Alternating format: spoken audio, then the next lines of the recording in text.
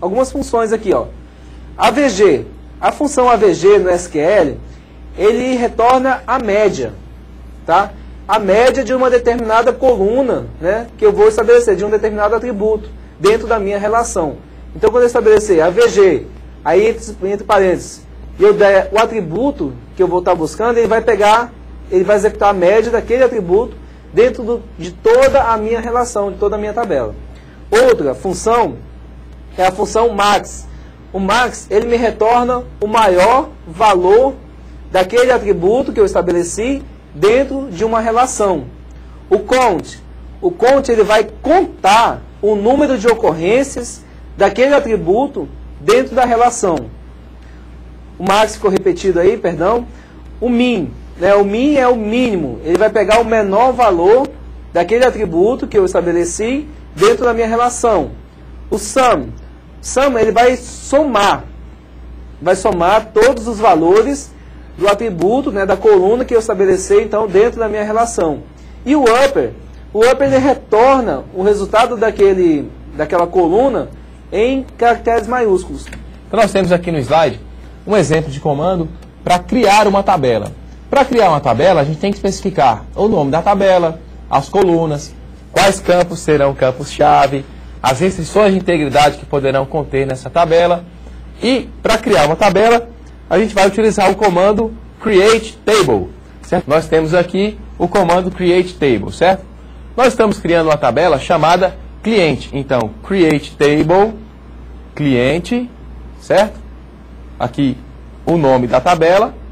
Nós temos agora uma lista de campos, ou seja, a lista de atributos que irão compor a tabela, certo? Então, veja, nós temos aqui, ó, os campos ID cliente, do tipo inteiro, que não aceita valor nulo e o valor padrão para ele é 0. Se eu não especificar, ele vai assumir o valor 0.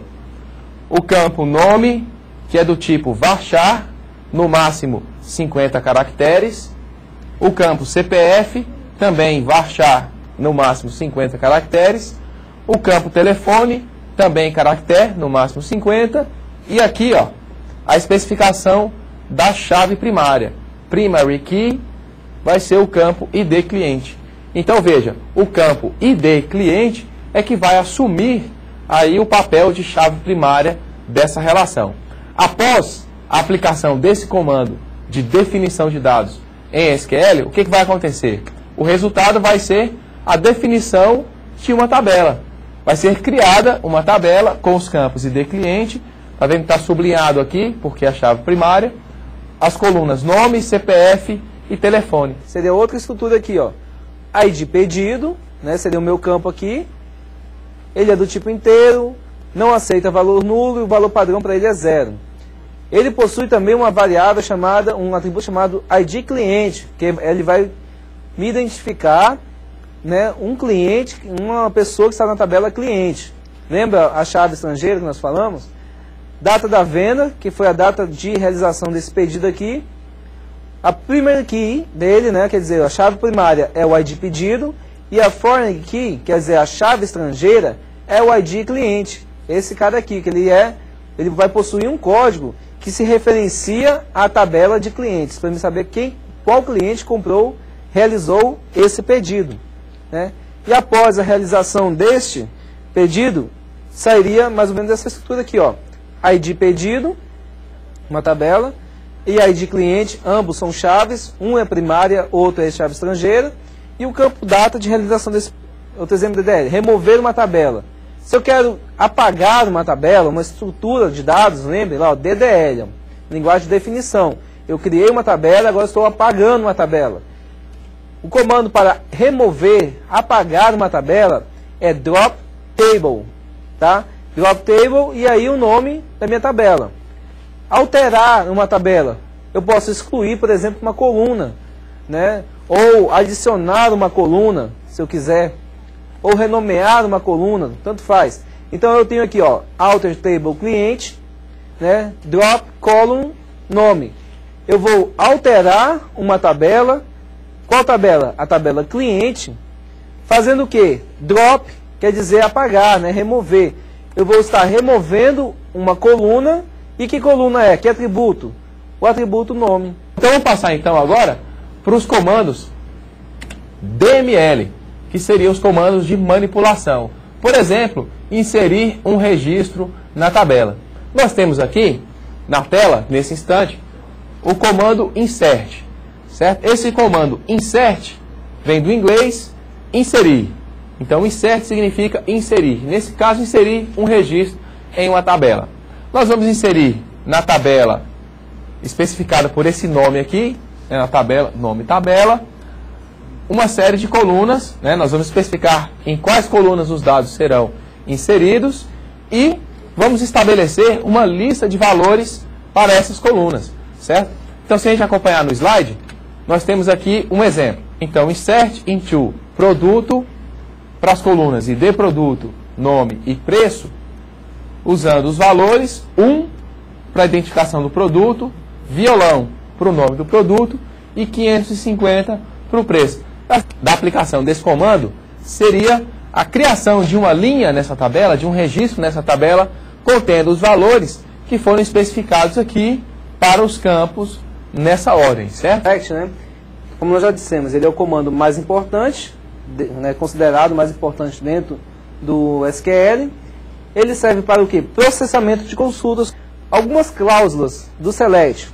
Select, o que, né? Selecionar o que você deseja. From é o que? De onde, né? Vou selecionar alguma coisa, né? O que? From, de onde? De alguma tabela, né? Da tabela X. Aí, essa cláusula já o ela é condicional, né? Ela é opcional também. Select, asterisco. Asterisco quer dizer tudo, né? Quer dizer todos os campos da tabela. Todos os campos, né? No caso aqui vai estar me retornando uma seleção aqui, né? No produto cartesiano. From onde, né? De onde? Da minha tabela produto, né? Selecionando todos os atributos, todas as colunas da minha tabela produto, onde, aqui ó, onde o campo nome é igual ao quê? A violão, certo? Outro exemplo, vou selecionar o campo nome e o campo preço da minha tabela produto, né? Que seja igual a violão, onde o nome do meu produto é igual a violão. Isso aqui eu estou fazendo uma projeção, então, dessa minha tabela, né, desse meu relacionamento aqui. Aqui uma consulta um pouquinho mais elaborada. Por exemplo, nós temos aqui select cliente.nome pedido.data from cliente e pedido, pedido.data between 1º de novembro de 2008 e 30 de novembro de 2008.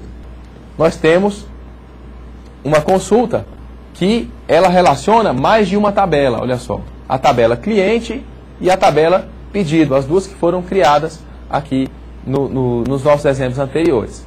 Por causa disso, porque relaciona duas tabelas diferentes, antes de dizer quais são os campos que eu quero que sejam retornados na consulta, é preciso especificar para qual tabela. Então eu quero o campo nome da tabela cliente e o campo data da tabela pedido, certo? E a cláusula where vai ser baseada, né, vai ser os registros onde a data do pedido esteja entre 31/11 e 1º/11, certo? Então veja só, existem aí algumas construções que foram feitas sobre essa consulta. Vamos tentar relacionar um pouquinho com a álgebra relacional que a gente viu na aula passada. No slide aqui, nós vimos que, olha só, nós temos uma operação de seleção, a cláusula, o comando select, e nós estamos estabelecendo uma restrição para que os dados sejam retornados na consulta. Nós temos também uma projeção, porque especifica apenas dois campos que serão retornados na relação resultante dessa consulta. E ainda é feita a operação de produto cartesiano, porque está relacionando as tabelas cliente e a tabela pedido, que são tabelas com esquemas diferentes, certo? São tabelas com esquemas diferentes retornadas É possível fazer isso justamente por causa do produto cartesiano.